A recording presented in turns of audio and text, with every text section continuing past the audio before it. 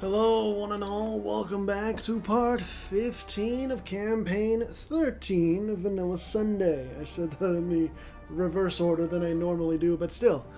We are in 1773. We're going to be going into the 1790s today. And if you want to know what happened in the previous part, why Goguryeo is so big and why Persia is so small now, etc., etc., then please go watch the previous part. For now, I'm going to go into the last part of the national ideas of our preeminent power that's been on the rise, and that is Zanskar. They are in a little bit of a contentious situation. Not going to lie about that. They have quite a few loans taken out, and their manpower is running low. They have some professionalism to slacken standards on, but they're still exercising their military might and all that. So, without further ado, the fifth national idea of Zanskar is Padumpa identity. Due to being cut off from the world for up to 8 months of the year, our land has a strong sense of homogeneity on which a separate Padumpa identity can be formed to bring unity to our people. Stability cost modifier minus 10%, cost of advisors with ruler's culture minus 10%. The sixth national idea is irrigation to survive. In these isolated highlands we call home, cultivable land is a rarity, as arable land is rarely found at such heights on which we live. To survive, we have developed a system of intensive arable agriculture and complex irrigation to produce enough food in these conditions. National tax modifier plus 15%. And the seventh national idea is interreligious marriages.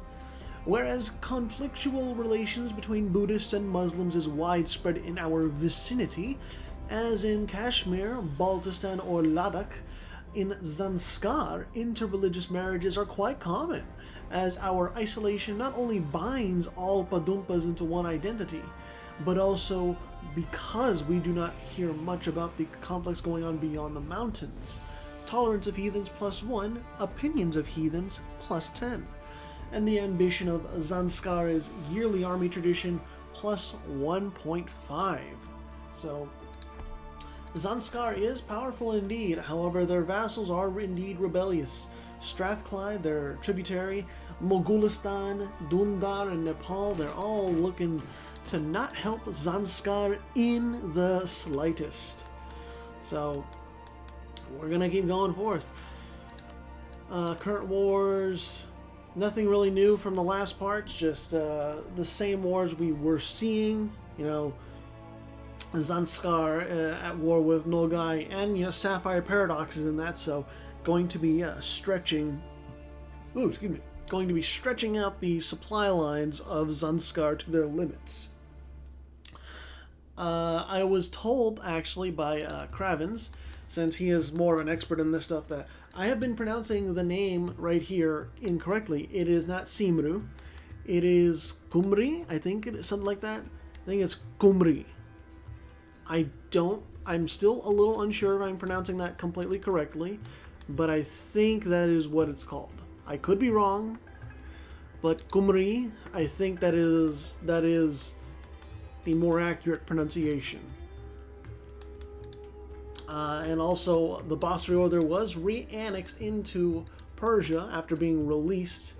However, Persia is kind of playing second fiddle to whatever is going on around them, as they have any power that the Zirids of Persia once had before has been lost to the Zamans of Persia, and the surrounding powers. Romania and Russia kind of stomped them out, and then Zanskar stomped them out too.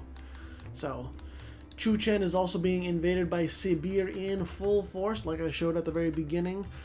And there's not much Chechen can do about it. Sibir has way more forces and is 3 military techs ahead of Chechen. So the horse lords with their new muskets and all that and their artillery are sweeping through. They've even taken the capital at Jinchuan and are taking the pivotal fortress at Hanzhong. It won't be long before Chechen just falls in general. Big battle over there in the east side of Tibet that resulted in a Chechen defeat. So Sibir just pushes further and further south. There's not really anything stopping them. Sapphire Paradox being invaded in southeast Arabia by Zanskar, and Zanskar is also pushing in through Anatolia, and there is peace. Zanskar has now made a tributary out of Nogai and has also annexed some land over here and over here. So it's a pretty key victory. Zanskar can now initiate a recovery mode for their economy and watch as Chechen gets chewed up even further by Sibir. Do we have any other wars, any new wars? Kumri is at war with Teardrop, and I think Teardrop is going to pretty much fold. Pasai, Ning, and Kyonjar against Banjar. And that's really about it, yeah. Hegemony for Southeast Asia is still up for grabs. We are not sure at all who is going to win between Pasai and Banjar. My money is on Pasai, even though their ruler is kind of right now.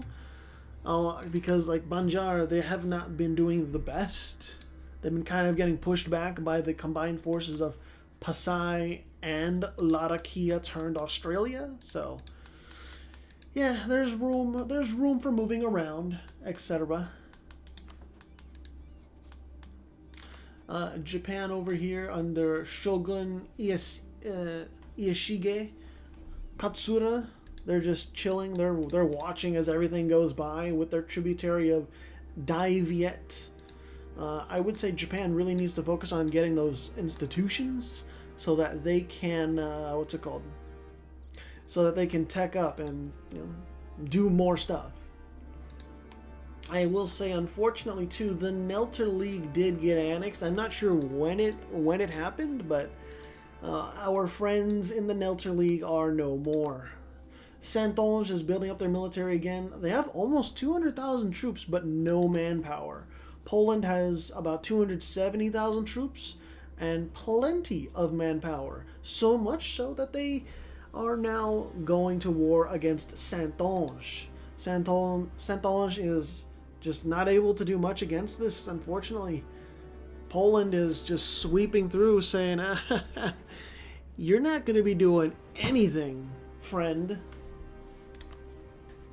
And is this an imperialist war? This is an imperialist war. So it's Saintonge versus Poland, and Poland versus... Oh, wait, let me... Whoa, I did not expect this. Let me just get my drink here and just swish it around because... Holy shit, Poland. Emperor Zygmunt the First August, he's going on a spree. It's called. Yeah, he has declared war on Saintonge as well as Russia. I need to take this message real quick. Yeah, I've been invited to play Dota. But yeah, this is going to be huge. Russia has almost 300,000 troops, and Saintonge has about 200,000. Poland has in between that much, but they're going to need to call in their ally or something if they really want to win this war, because Russia is going to be pushing heavily to the east. Oh my goodness.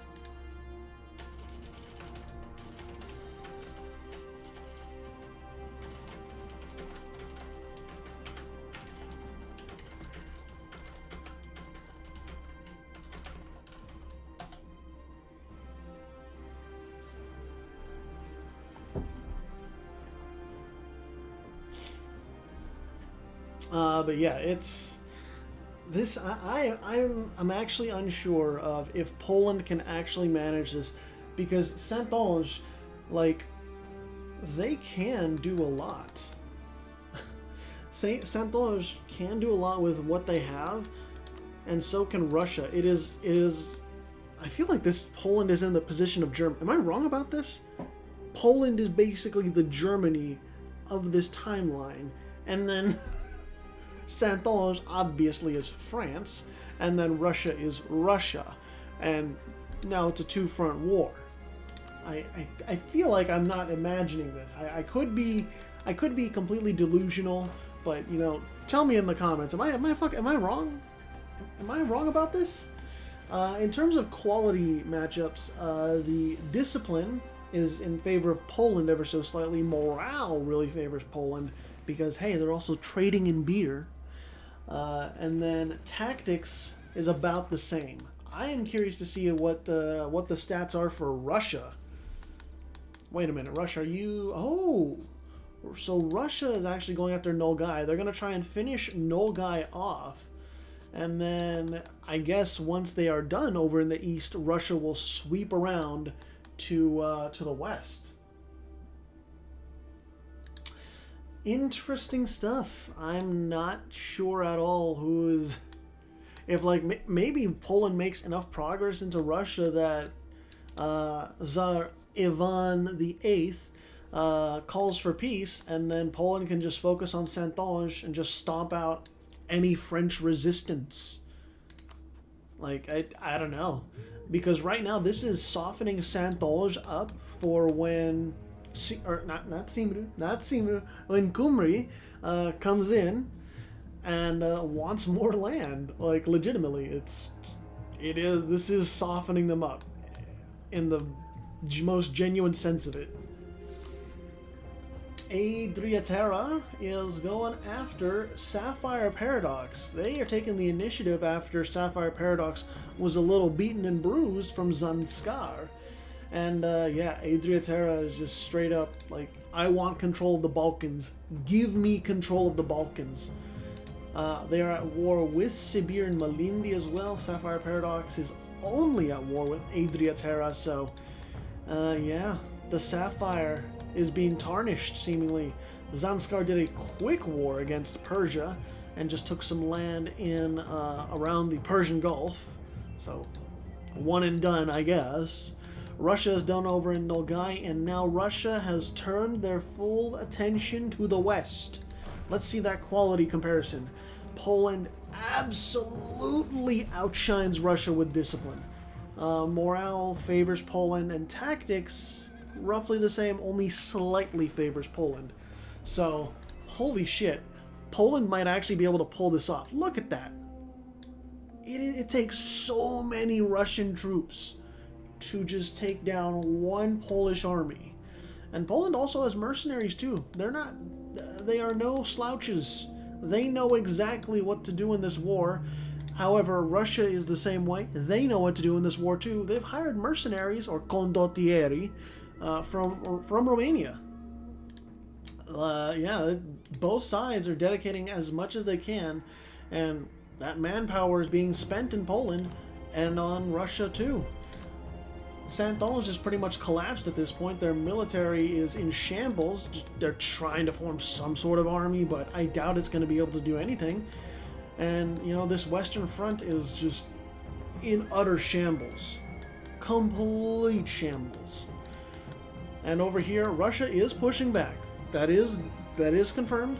Russia's actually making progress toward, like, Gdansk and stuff. Whether or not Russia will be able to... Oh, there's your peace. That was sudden. But, yeah, there's peace, and there's, not much gained. It was just Monastir. Really? Also, I guess... I don't think Saint-Onge really lost much. I could be wrong. Please correct me if I'm wrong, but I don't think Saint-Onge lost much of anything. So I think in terms of at least like a show of power, in my opinion, that's a solid win for Poland. They struck while the opportunity presented itself. They took no fucking mercy.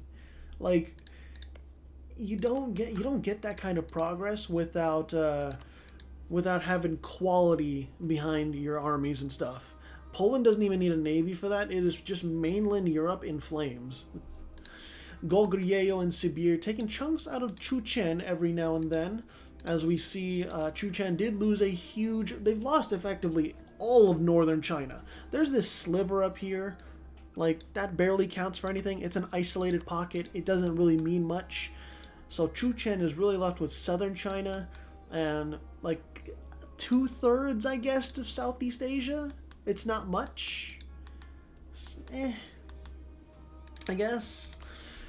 Sapphire Paradox, they're trying to rally to the defense against Adriaterra, but it is just... It's not working. Adriaterra has too many troops, too many allies. It's all just a little too much. Adriaterra gets sent back over here, which is a small gain, small victory.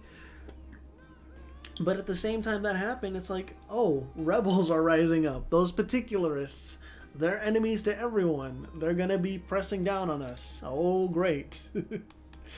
It's brutal. Adriaterra is just putting the screws on Sapphire Paradox. Congo and Maravi going after Malindi. Walaita is also going after Malindi. The Crimson Paradox is going after 9MA. And then Teardrop's going after Kado. Poland is going after Avignon. And Cumri is going after Quebec. Quebec. I don't know. Something. And then Golden Eighth. Yeah. They're just content with what they got. Golden Eighth is allied to Thomond, Gaguda, and then OQ4. I'm fairly sure the Caribbean islands are safe and sound from this monstrous South America that is the Crimson Paradox. Also, Sakalava. Was it Sakalava? Yes, it was. They got fully annexed by Malindi, so Malindi can rely on Madagascar as an exile if they want, because mainland Malindi is completely and utterly shut down. Adriaterra wins against Sapphire Paradox, and they take some land in Anatolia, consolidate the Balkans and the Aegean Sea. Therefore, Sapphire Paradox, I would say, has lost the long-standing staring contest between the two. I mean, I feel like it could have gone either way. It's just, if Sapphire Paradox did not get involved against Zanskar, then they could have held out against Adriaterra, maybe. But it seems as though Adriaterra, their ally, that is Russia, is indeed going eastward and conquering more of Sibir, following in the historical footsteps of real Russia, conquering eastward. Yeah, this is against Sibir, Japan, and somehow there is a Vermilion Paradox around still. I don't know how, but okay. Also, Pasai is going after Manila, so is Chuchen. Manila is being torn apart bit by bit.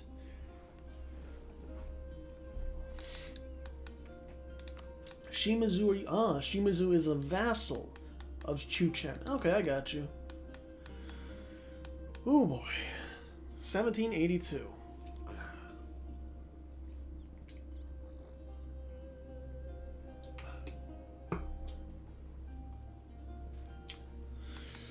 Oh boy. Sibir, how many forces do you have? You have about 100,000 versus Russia's about 360,000. So I do believe that this war is pretty concluded. The capital over here at Sibir, with about 11,000 troops defending it, it's gonna be a while before it goes down, sure, but it's not going to last forever. With time, as time goes on too, and Russia keeps conquering eastward, the potential for Zanskar and Russia going to war increases substantially. So I am very curious to see who wins that war between Zanskar and Russia. Right now, Zanskar is still getting their economy in order, if I recall, because they have a lot of loans, and they have declared war on Chu-Chen. I'm not sure if Zanskar thinks they have a war economy and that they can only keep their financials in check by going to war. I don't think that's correct, but I could be wrong. Maybe that really is how their economy functions.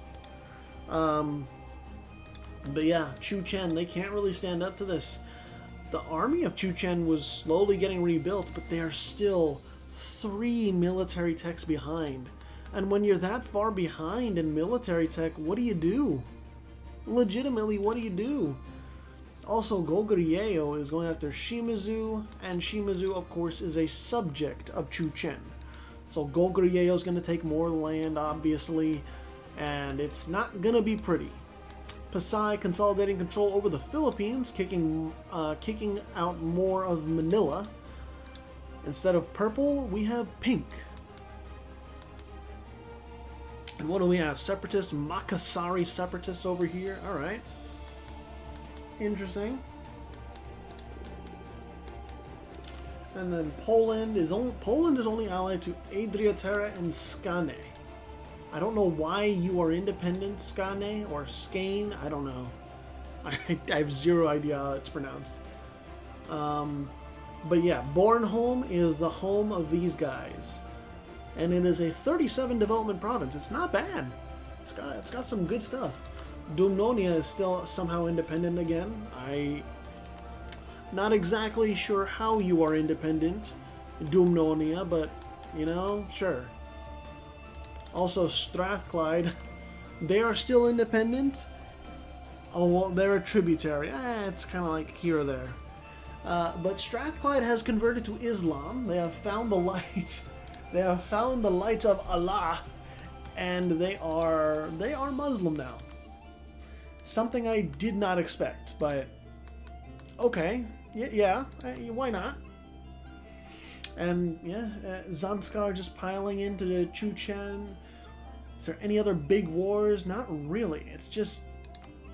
It literally is just Chu-Chen being ripped apart right now. That is the main crux of 1785. And I'm gonna take a sip of my drink while this happens, because I would comment more on this, but you know what's gonna happen. I know what's gonna happen. So, you know the rules, and so do I.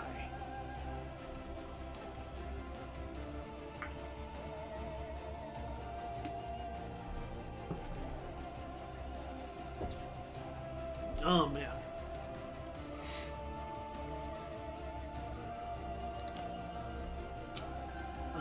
I'm just curious, Chu-Chen, are you bankrupt yet by chance? They're not bankrupt. They're losing a lot of money each and every day though. And their manpower is in the shitter. They got no room to slacken standards. It's all just going downhill. I feel sorry for Chu-Chen. They've been on the rise for so many parts. They've beaten back their enemies time and time again, but Zanskar and Goguryeo, they've been playing the long game, and they're ready. They were ready for anything Chu-Chen had to offer. Even that mighty port at Fuzhou is about to go down. The capital at Jinchuan is down as well. Oh. I salute thee, Chu-Chen. You've done your best. There's not much else I could have asked of you. And Ning, where is your capital? Okay, your capital is at Indrapura. Alright. Walaita, Mosi, Congo. Oh god, what? Poland.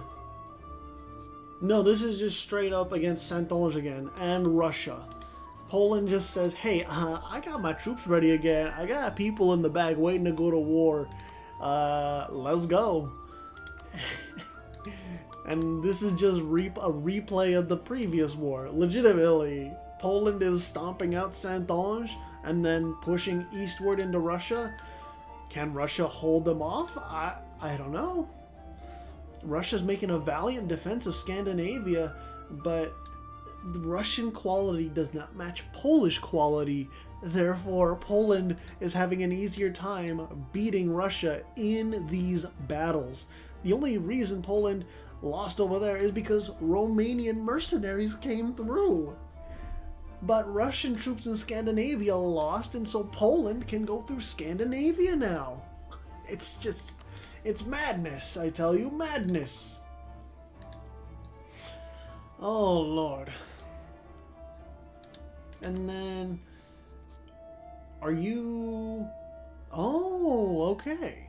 So, Cymru is going to war against Saintonge as well, because obviously they're weak, and as I said before, Saintonge is being softened up by Poland.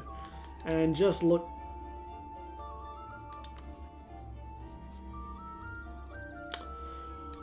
Oh boy. Oh boy, no. Okay, I'm just gonna lay this out. So Romania is allied to Cymru, and Cymru declared on Saintonge.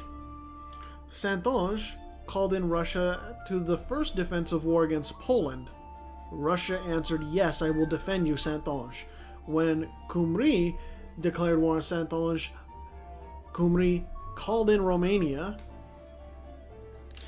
and Romania said, "Hey, I'm going to back you up for that invasion of Saintonge." Saintonge said, "Hey, Russia, I need help in this second war against Cymru and Romania." Russia said, "Yes, I will defend you, Saintonge." And now we have Russia being invaded by Poland and Romania. Oh dear God, this is tragic for Russia.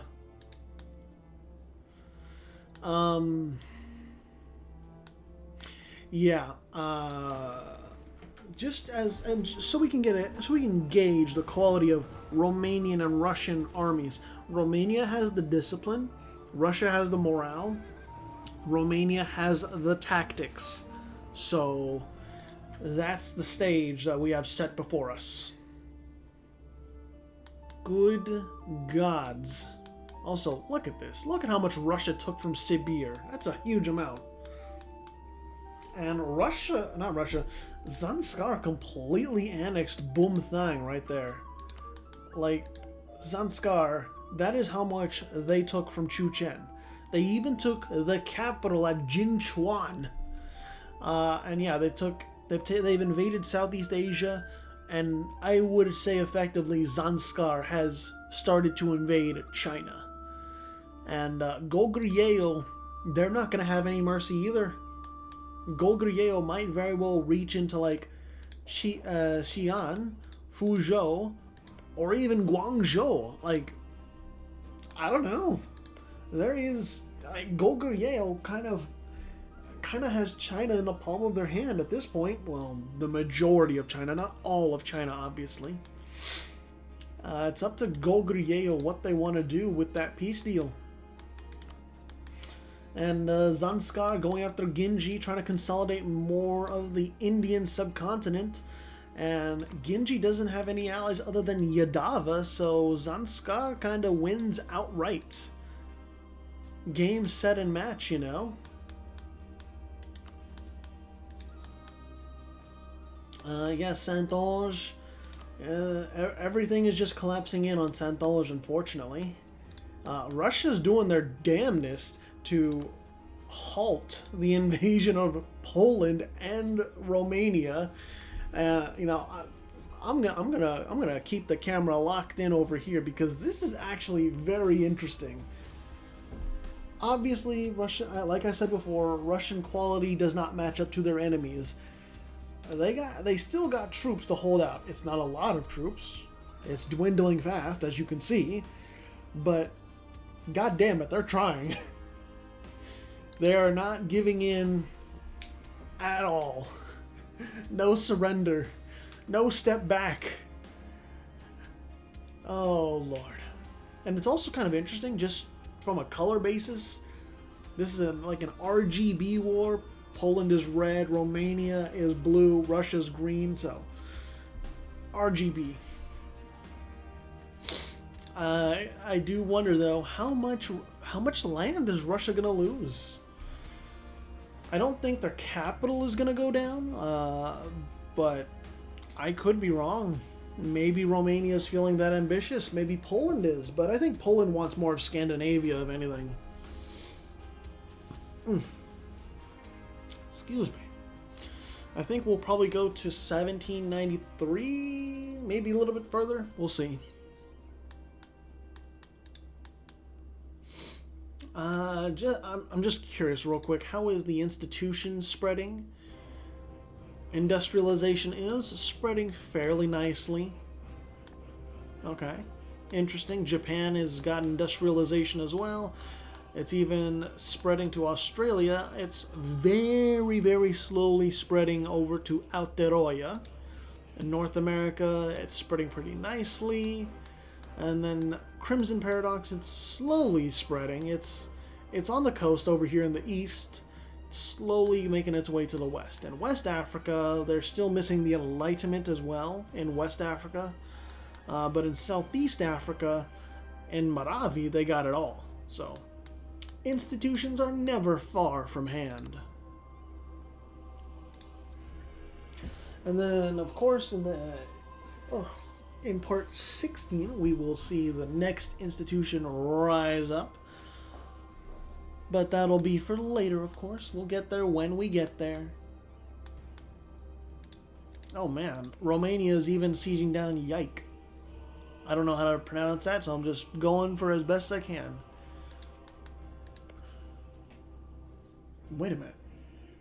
Oh, that's right, it was colonized by someone else. It's like, why is Constantinople Athenian? Oh, that was because of my submission, Neosvakes. Sadly, they're no longer around. At least on like that's one thing I do appreciate about the cultures spreading around. Like, the culture map mode is basically the last remnant of tags that were, or submissions that were not taken, or that were fully annexed early on into the campaign, because the cultures that were there are still there, and the AI doesn't really convert it all that much. Like right here for Kaguda, Strathclyde, and then Dumnonia for Cornish, and what's it called? Umbrian for Papal, and Tuscan for when Tuscany was still around. All of that stuff. Even Aramaic for when my tag of Neosvakes, or not, the Autotexial Empire, when they were around. So, these cultural remnants are still pretty cool to see. I always appreciate seeing like what was left behind, and how that still kind of shapes the nations that take over the area instead. Poland, they took a fair chunk from Russia. They took a few lands over here in the Baltic, and even took Minsk, but they also took Paris. They took Paris of all places. Saint-Onge is in shambles, and now that Poland is out of the way, oh hey, Gumri is over here like, I'm gonna just don't mind if I do. Don't mind if I take the other stuff, because there's still a lot left on the table. I think I should have some. And then Romania is obviously going to be taking a large section of Russia, if I had to imagine. If Gumri is very fair to their ally, then Romania will get a fair chunk of Russia. That is my imagination, and I could be right, I could be wrong. We'll see. Ginji, Yadava, it's kind of over. Yadava, they're now a tributary of Zanskar, and Ginji will be a tributary soon enough. Ayutthaya, being a vassal of Goguryeo, is expanded slightly over here in Southeast Asia. In Goguryeo, they did take a fair chunk away from Chuchen. So, and the losses, when Goguryeo lost land in Japan, that land was made up by taking stuff away from Chuchen. And I was right, Goguryeo, they actually took Xi'an. So, it is very, very dark times for our Tibetan friends. And Chuchen, they're at war again. Pasai is now going in on them. And Sibir is back again for another imperialist war. So the ride down the slope into oblivion does not end, unfortunately.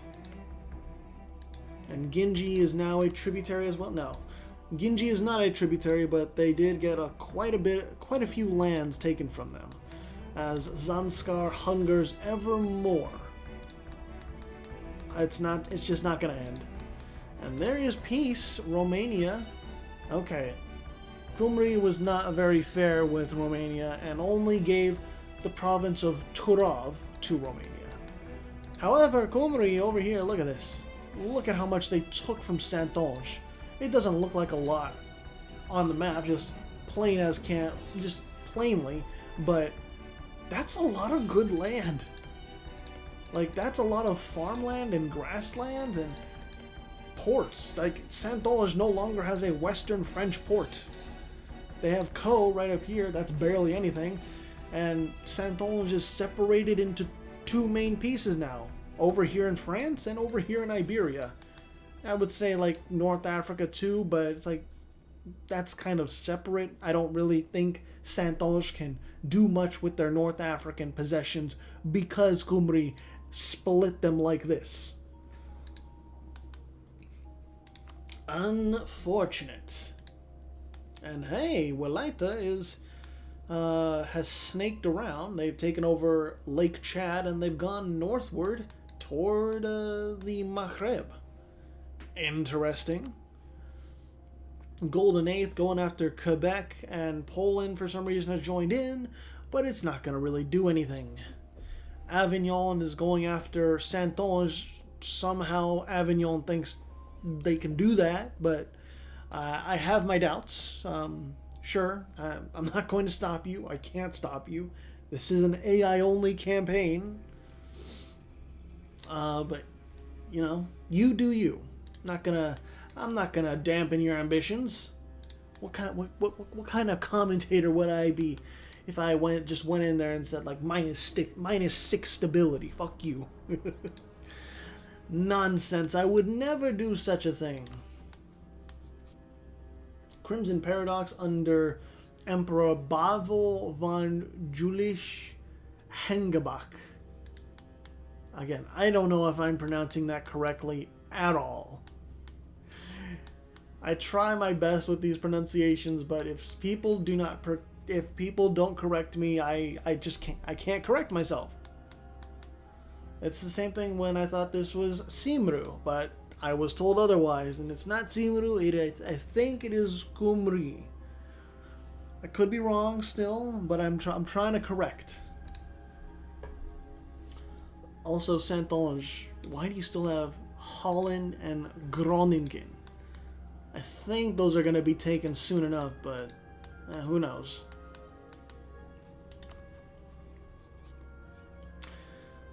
And what is... Oh, okay. I was going to say, like, what? You're at war again, Poland? Nonsense. You couldn't be. Could you be? No. I think we'll just end it off in August of next year. This will be cut off around the 40-minute mark. Somewhere around there. Persia, what were you... Oh, Persia was just moving their troops around because they're scattered all across, or the lands of Persia are scattered across the map. And Chu Chen, unfortunately, there's just not much they can do. Did they go bankrupt yet? I hope they didn't, but it would not shock me. No, okay. They have not gone bankrupt. That is good. I would say that there is a light at the end of this tunnel for Chu Chen, but I mean, I don't think there is a light for them. It's just gray days without end. Oh God. All right. Yep. We'll just chill until the end. Also, wait a minute, Dai Viet. Most of Dai Viet, or most of Sunni Dai Viet, got annexed, and so they are left over here with Hue. I think that's Hue is like the normal capital of Champa, Or it's like the imperial capital, Champa, or something like that. But yeah, no more dive yet down there by the estuary of, what is this? The Mekong estuary, right? Alright. Sounds fine by me. This land will eventually be annexed by Russia, and so will this. Like, for as bad of a beating as Russia got in that war with Romania and Poland, they can still rebuild their forces, they can still come back and do very well. They just gotta get the correct alliances. That's really about it. Other than that, though, I believe it is time for us to end this here part 15. So, with that being said, let's take a look at that leaderboard for August 2nd, 1795. Alright, in first place is the Golden Eighth. In second place is Zanskar. In third place is Poland. In fourth place is Kumri. In fifth place is Russia. In sixth place is Crimson Paradox. In seventh place is Romania. In eighth place is Adriaterra. In ninth place is Goguryeo. In 10th place is Saintonge. In 11th place is Vaikura. And in 12th place is Pasai. Your economic hegemon for this episode is Crimson Paradox, and your military hegemon for this episode is the Golden Eighth. That'll be all for now. Thank you all so much for watching. I'll see you in the next part.